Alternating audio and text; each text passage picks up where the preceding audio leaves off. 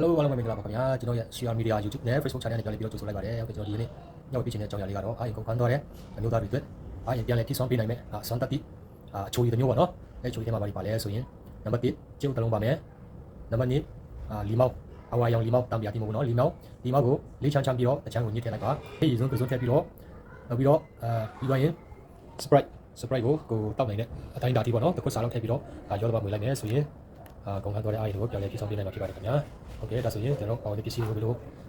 ရောဆိုင်ရမလဲဆိုတော့တစ်ချက်ကြည့်ရအောင်နော်ဟုတ်ကဲ့အားလုံးပဲကျေးဇူးပါတယ်ပြီးရင်ကဲစားလိုက်ကြရအောင်ကျွန်တော်ပေါ်ဝင်ပစ္စည်းလေးတွေကိုပြောပြသွားမှာဖြစ်ပါတယ်နံပါတ်1ကတော့ကျုပ်တစ်လုံးကိုဖောက်ထည့်မှာဖြစ်ပါတယ်ခင်ဗျာပြီးရင်နံပါတ်2ကတံပီယာယူပေါ့နော်ကျွန်တော်တို့လီမောက်လို့ခေါ်တဲ့အဝါယုံတံပီယာတီကိုလေးချမ်းလီးပြီးတော့တချမ်းကိုညှစ်ထည့်ရမှာဖြစ်ပါတယ်ခင်ဗျာကဲဒီချာလေးမှတ်ထားတော့လွယ်လွယ်လေးနဲ့ရိုးရိုးရှင်းရှင်းလေးပါခင်ဗျာကဲနောက်တစ်ခုကတော့ဟန်နီပြားရည်စစ်နော်ပြားရည်ကိုကြတော့တစ်ဖက်ရည်ရွံးသစွန်းပဲထည့်မယ်ဒီကယ်လို့ဒီဆွေတို့ကအချိုကြိုက်တယ်ဆိုရင်နှစ်စွန်းလောက်ထည့်လိုက်ပါတော့ကဲပြားရည်ထည့်ပြီးသွားပြီပြီးရင်နောက်တစ်ခုက Sprite ကိုအတော်တင်လေးပဲထည့်ပေးလိုက်ပါ